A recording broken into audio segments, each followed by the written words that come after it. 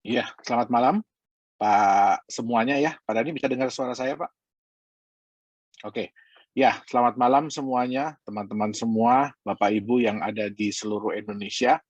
Bahkan saya lihat nih kayaknya ada yang di luar negeri juga nih, karena namanya cukup familiar, cukup sering kontak dengan saya. Ya, jadi, ya pada malam hari ini, sebelum kita masuk ke special session ya, jadi ada sesuatu yang ingin kita sampaikan terutama untuk di bulan Ramadan ini. Karena saya sebenarnya ditodong sama tim marketing ya. Jadi harus memberikan sesuatu yang spesial ya kepada tim buat teman-teman semua lah ya, terutama di bulan Ramadan ini nantinya. Ya, sebelum itu saya ingin membahas ada 2 topik yang cukup menarik dan cukup menjadi pertanyaan. Jadi banyak yang bertanya kepada kami di Nagaya ya. Pertanyaan yang pertama itu adalah, "Pak, Nagaya kan rencananya setelah 11.250.000 Nagaya terjual akan masuk ke exchanger. Nah, sedangkan Nagaya kan akan menjual Nagaya maksimum 45 juta. Berarti masih ada 30 juta lebih Nagaya. Nah, kami-kami di tim marketing ini apakah masih bisa berjualan Nagaya?"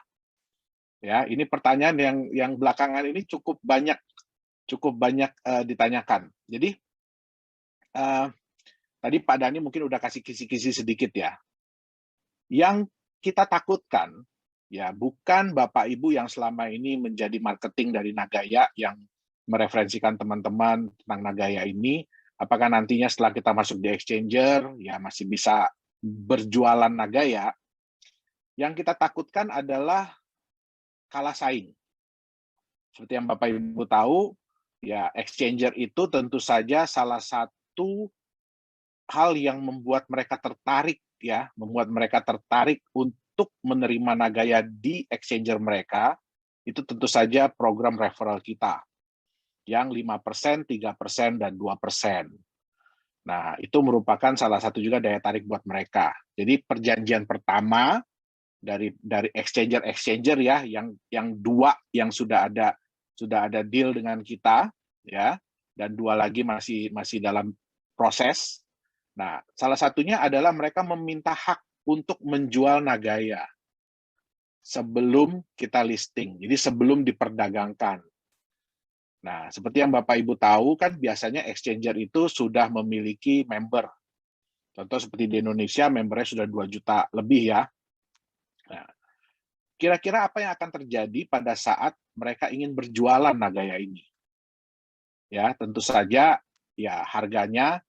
Kalau kita punya target pada saat kita masuk exchanger itu Nagaya ada di harga $3. Ya, nah kira-kira apa yang akan terjadi? Ya, kebanyakan kripto aset yang ditawarkan di exchanger atau yang sering disebut dengan IEO, Initial Exchanger Offering, jadi itu ditawarkan melalui exchanger, ya antusiasnya cukup baik ya, terutama nantinya pada saat kita masuk exchanger kan orang-orang sudah bisa melihat beberapa kali kita punya profit sharing ya, beberapa benefit yang sudah diterima oleh pemegang Nagaya sampai dengan saat ini. Nah, tentu saja ya kekuatan mereka tuh luar biasa ya nantinya ya. Kalau mereka sudah masuk istilahnya kalau mereka sudah menawarkan kepada member-membernya mengenai Nagaya. Seperti yang kita lihat kemarin ya, itu di DAO konsensus ya. Jadi kalau kita juga boleh berbangga nih sebenarnya ya.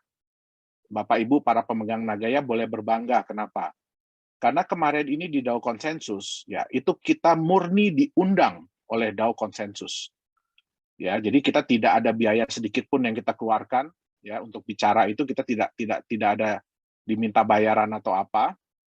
Ya, salah satu komitmen mereka yang mereka minta dari kita adalah mereka meminta hak untuk menawarkan Nagaya ini kepada CIS country, jadi Rusia dan negara-negara bekas Rusia.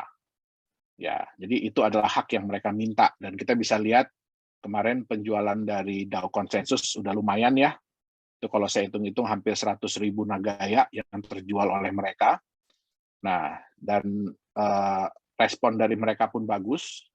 Jadi kedepannya mereka pun akan membuat sesi-sesi khusus, ya. Jadi bukan rame-rame kayak kemarin, karena kalau kemarin itu kan lebih ke acara conference, ya, acara konferensi.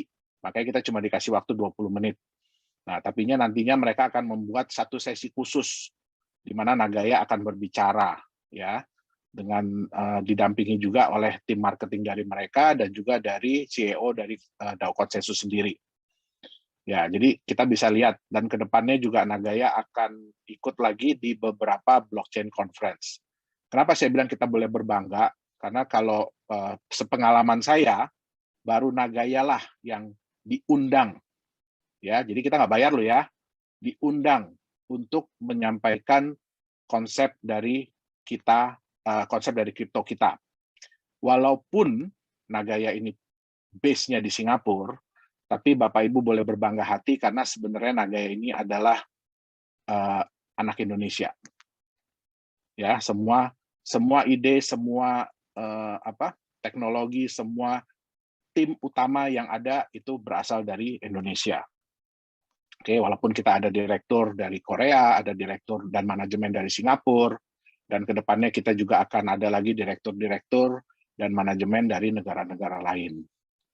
Dan kita juga sudah ada beberapa permintaan, ya, dari beberapa negara, dari beberapa orang, kalau kita boleh bilang ya, crypto entusias, ya, bahwa mereka ingin memasarkan Nagaya ini di negara mereka masing-masing, termasuk dengan ingin membukakan kantor, ya, kantor perwakilan di negara mereka masing-masing. Nah, jadi kalau saya boleh katakan kepada Bapak Ibu, sebaiknya manfaatkan kesempatan kalau Bapak Ibu ingin, ya, mereferalkan teman-teman di Nagaya, manfaatkan kesempatan sebaik-baiknya sebelum kita mencapai 11.250.000. Ya, kenapa? Karena begitu ngehit 11.250.000, walaupun belum bulan Desember, kita akan masuk di exchanger. Itu dia. Oke, jadi bukan company nggak mau cepet-cepet, saya juga mau cepet-cepet. Kenapa? Kalau kita udah masuk exchanger, penjualannya lebih cepat lagi nanti. Ya, jadi kita ini saling tunggu-tungguan antara exchanger menunggu kita menunggu regulasi. Ya. Nah, terus pertanyaan yang kedua, Pak, apakah mungkin Nagaya ini harganya bisa melejit tinggi? Ya, ini pertanyaan yang kedua. Apakah mungkin Nagaya ini harganya bisa melejit sampai $100? Kalau saya boleh katakan $100 itu adalah angka skeptis. Kenapa angka skeptis? Ya, banyak perusahaan-perusahaan kripto lain yang, wah, Nagaya 5 tahun cuma janjinya $100 gitu ya. Kita bukan janji loh ya, itu prediksi loh. Ya, dan itu prediksi skeptis. Ya, kenapa? Kita perusahaan Singapura. Kita perusahaan Singapura. Nah, di Singapura itu aneh regulasinya. Jadi kalau kita ingin memberikan istilahnya proyeksi, itu nggak boleh yang proyeksi tinggi dengan tingkat kemungkinan rendah. Jadi yang harus disampaikan adalah proyeksi rendah dengan tingkat kemungkinan yang tinggi. Ya, jadi yang paling mungkin tercapai itu di angka berapa? Oke, nah itulah yang kita sampaikan, yaitu $100 dalam waktu 5 tahun. Oke, Pak Dhani mungkin boleh sharing, Pak. Saya ingin memperlihatkan satu, ya, ini pentingnya edukasi. Ya, ini pentingnya edukasi. Oke. Kenapa pentingnya edukasi? Mungkin Bapak Ibu bisa lihat ya, ini salah satu koin yang di-backup oleh emas. Ya. Dan ini chart dari exchanger nomor 1 di Indonesia. Ya. Bapak Ibu bisa lihat, pada waktu koin ini masuk di exchanger, ya, dari harganya yang sekitar 900 ribuan, tiba-tiba dalam waktu, ya mungkin dalam beberapa jam ya, melejit sampai 250 juta. Ya, melejit dalam waktu sampai 250 juta. Terus turun drastis. Kenapa? Banyak orang yang pada saat membeli kripto itu tidak mempelajari dulu apa sih ini, bagaimana sih konsepnya, ya. Sedangkan jelas-jelas di websitenya dan jelas-jelas di white paper-nya dikatakan bahwa satu token mereka di-backup oleh 1 gram emas selama-lamanya. Ya. Nah, jadi bagaimana mungkin Bapak Ibu punya sertifikat emas nih, Ya, sertifikat ini walaupun bentuknya digital, tapi nilainya 1 gram emas. Ya. Bagaimana mungkin orang mau membeli di harga 250 juta untuk sertifikat emas seberat 1 gram selama-lamanya. Ya, sehingga akhirnya apa? Ya, apa istilahnya, hype ini cuma terjadi dalam waktu beberapa saat. Setelah itu apa yang terjadi? Harganya langsung jeblok. Ya, harganya langsung jatuh. Nah, ya Pak, kan lumayan Pak kalau buat yang masuk-masuk di awal, ya kan yang masuk-masuk di awal kan lumayan. Dari beli misalkan 900.000, tahu-tahu harga 250 juta, saya jual. Nah, mohon maaf Bapak Ibu, ya saya kurang suka dengan chart seperti ini. Yang harus kita ingat adalah, kalau di dunia trading, keuntungan saya adalah kerugian seseorang. Itu yang harus diingat. Ya, keuntungan saya adalah kerugian seseorang. Nah, Bapak Ibu bisa bayangkan bagaimana rasanya kalau orang tersebut membeli token ini di harga 250 juta. Ya. Sampai dunia terbalik, kecuali harga emas 1 gram jadi 250 juta, kalau itu terjadi, wah Nagaya jangan ditanya harganya berapa ya. Nah, kalau itu terjadi, barulah orang itu bisa balik modal. Ya, jadi di sini pentingnya edukasi. Ya. Nah, Bapak Ibu bisa lihat, dengan konsep seperti ini saja, ya di dunia kripto itu bisa terjadi kenaikan harga yang gila-gilaan. Ya. Nah, bagaimana dengan Nagaya? Kita nggak mau seperti ini. Bapak Ibu harus ingat ya, apapun yang naik dengan cepat, ya kemungkinan turun cepatnya juga ada. Nah, itu kita yang nggak mau. Di Nagaya ini kita ingin menciptakan sebuah koin yang relatif lebih stabil. Jadi nggak bikin deg-degan, nggak bikin jantungan harganya. Ya, dengan kecenderungan selalu meningkat. Nah, bagaimana caranya? Ya, paling gampang. Ya, di Nagaya ini, Bapak Ibu harus ingat, di koin-koin lain, Bapak Ibu itu baru dapat keuntungan setelah harganya naik. Ya, kalau harga koin yang Bapak Ibu pegang naik, baru Bapak Ibu dapat keuntungan. Di Nagaya, dengan memegang Nagaya, Bapak Ibu sudah bisa mendapatkan benefit. Ya, benefit dalam bentuk apa? Jumlah emasnya bertambah dan mendapatkan profit sharing. Oke. Nah, kalau kita asumsi Nagaya sudah masuk di market. Oke. Apa yang terjadi dengan harga Nagaya di market kalau ya perusahaan umumkan tanggal sekian kita akan bagi profit sharing dari proyek nomor 1. Apa yang akan terjadi Bapak Ibu? Ya. Yang akan terjadi adalah market akan positif. Jadi harga pasti akan naik. Itu sudah pasti. Ya. Nah, yang kemudian kalau itu kita punya 1 proyek, berarti Nagaya bisa bagi profit sharing 1 bulan 1 kali. Kalau kita punya 2 proyek, jadi 2 kali dalam sebulan harga Nagaya pasti naik. Bagaimana kalau Nagaya punya 10 proyek?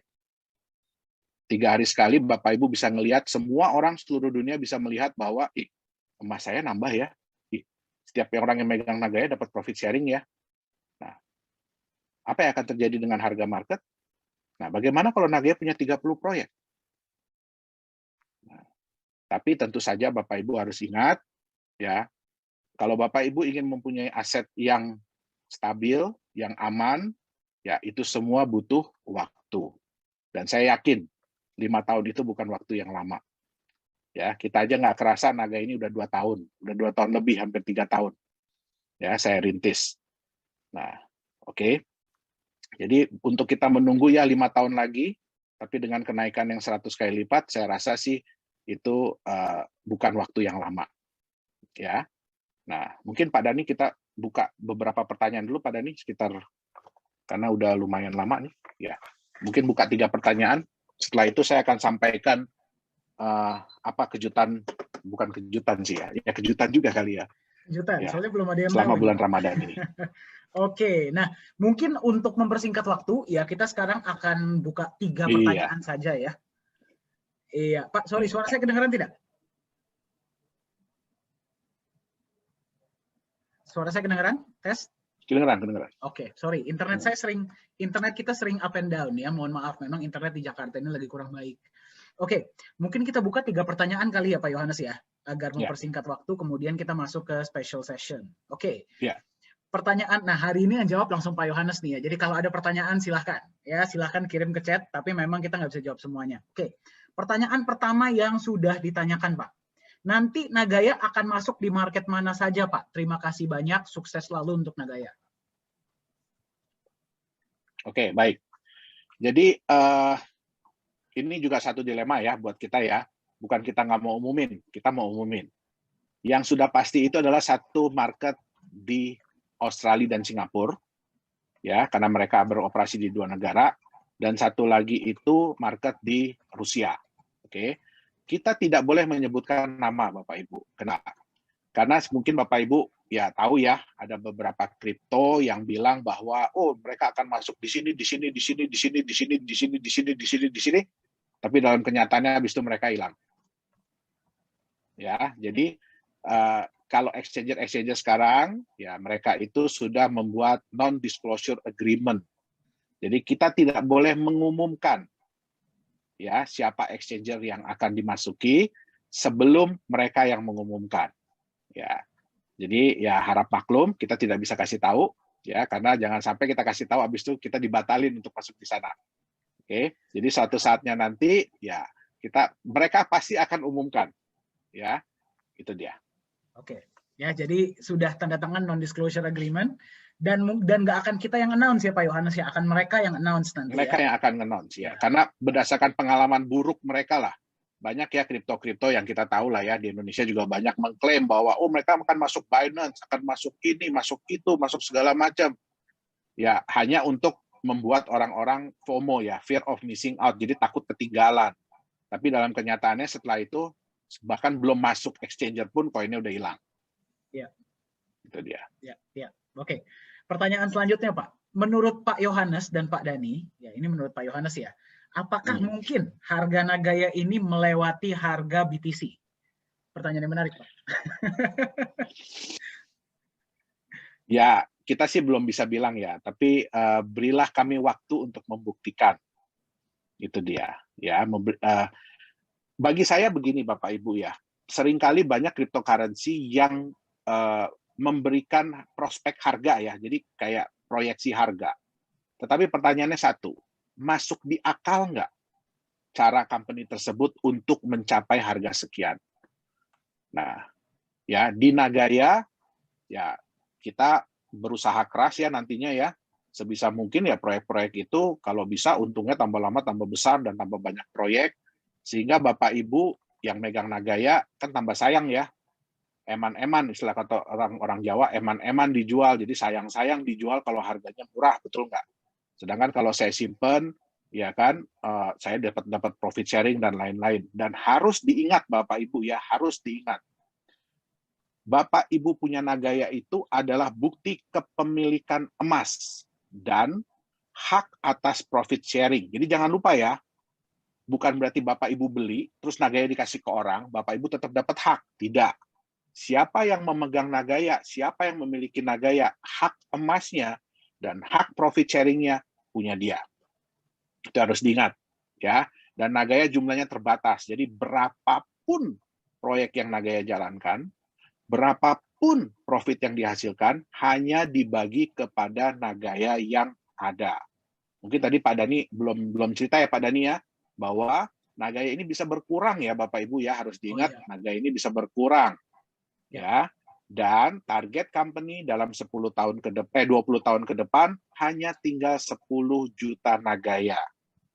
Ya, nah, saya nggak peduli Bapak Ibu, mohon maaf ya, saya nggak peduli 50 tahun lagi cuma tinggal 100.000 Nagaya, tapi mungkin satu Nagaya 100 juta dolar. Ya, seneng nggak? Nah, itu dia. Oke. Ya, jadi kalau memang Bitcoin dalam waktu berapa ya ini ya, 11 tahun, 12 tahun ya, mencapai nilai 57.000 dolar, ya berikanlah waktu 12 tahun buat Nagaya. Nanti sama-sama kita lihat berapa nilainya.